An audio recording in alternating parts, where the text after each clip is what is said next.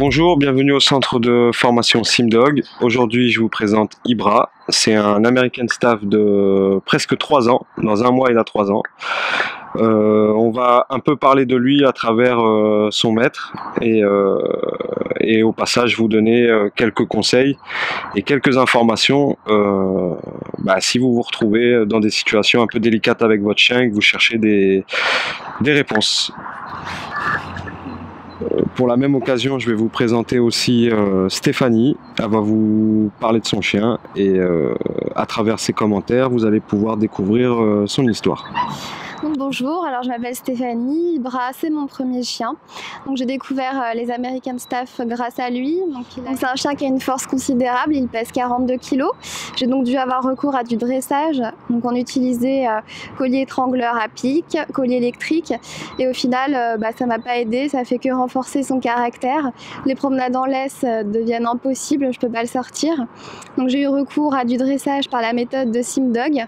Et je commence déjà à avoir du progrès, à voir qu'il est moins nerveux, moins stressé et avoir plus confiance en moi quand je dois le sortir.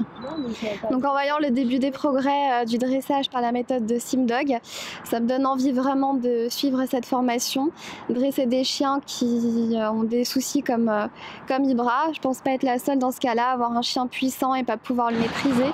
Je vous place un petit conseil pour la race American Staff. Il y a beaucoup d'éducateurs qui vous proposent d'utiliser un chien régulateur. Souvent c'est un berger. Ne faites pas ça avec ce genre de chien parce que c'est un chien quand même qui est très combatif et que au pire vous allez lui laisser un mauvais souvenir quand le chien va corriger donc ce jeune chien, parce que souvent ils utilisent un adulte sur un jeune chien ou un chiot pour pouvoir de suite pratiquer la soumission, mais la soumission du maître et la soumission aux autres chiens, c'est pas du tout la même. Du coup, vous allez vous retrouver avec un chien peut-être encore plus stressé que ce qu'il y avait avant, et du coup, vous allez avoir des contacts difficiles avec les autres chiens quand celui-ci va grandir.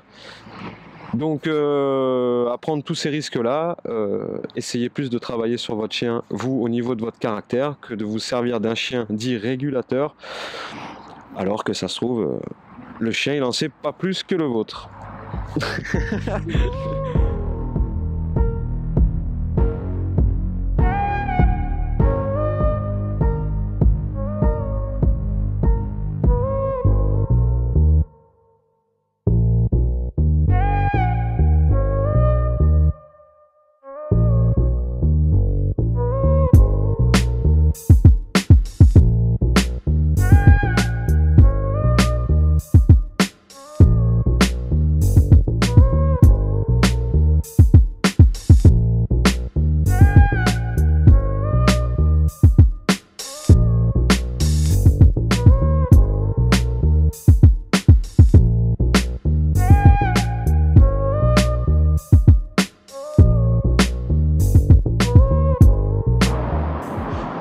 Le conseil que je peux vous apporter aujourd'hui, c'est que si vous avez un chien c'est une masse quoi, il développe tellement de force que des fois vous avez peur de perdre le contrôle.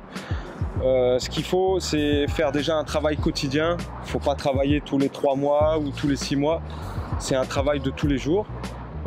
C'est pas parce qu'il est costaud qu'on peut pas le contrôler. Et ce qu'il faut, c'est que faut aller chercher les outils dans votre caractère et pas dans des objets en fer, etc. Ce chien est super gentil, il est super agréable. Il a été formé, du moins, c'était la seule chose qu'on proposait donc à son propriétaire. C'était des choses dures, le collier électrique, le collier à pic, alors que c'est un chien qui est juste puissant. Mais qui dit puissance ne veut pas dire forcément résoudre à la force.